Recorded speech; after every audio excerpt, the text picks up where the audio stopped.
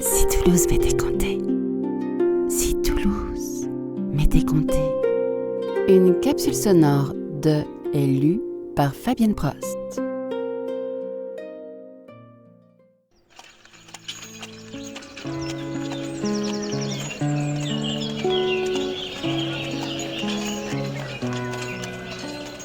L'or bleu de Toulouse.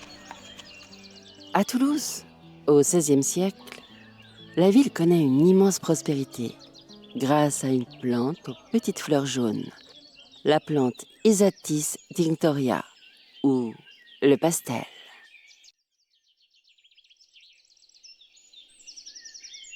Le pastel, aussi appelé or bleu, sert à fabriquer une teinture bleue très recherchée dans toute l'Europe.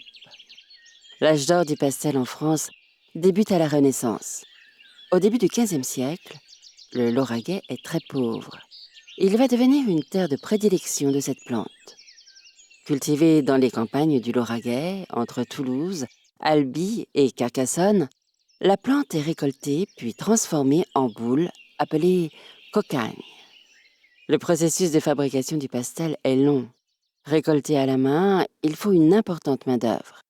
Il faut ensuite laver les feuilles, les écraser au moulin. Puis elles sont séchées, broyées, puis on doit les laisser fermenter. À l'issue de ces étapes, elles sont enfin mises en boule, appelées cocagne. Cela nécessite un savoir-faire précis, qui fera la richesse des communes qui l'acquerront et le développeront. Le pays de Cocagne va devenir le chef de file du commerce européen et fait office d'un véritable carrefour.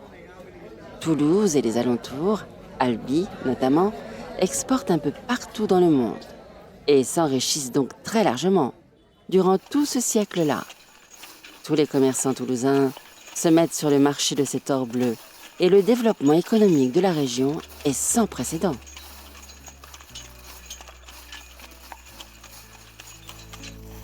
Grâce à ce commerce florissant, de riches marchands toulousains bâtissent des hôtels particuliers somptueux. Parmi eux, le célèbre marchand Pierre d'Acézat fait construire l'exceptionnel hôtel d'Acézat, symbole de la richesse du pastel et de la Renaissance toulousaine. Mais cette prospérité ne dure pas éternellement. À la fin du XVIe siècle, l'arrivée de l'indigo venu des colonies espagnoles et portugaises coûte moins cher et produit un bleu plus intense. Le commerce du pastel décline rapidement, entraînant la fin de l'âge d'or toulousain.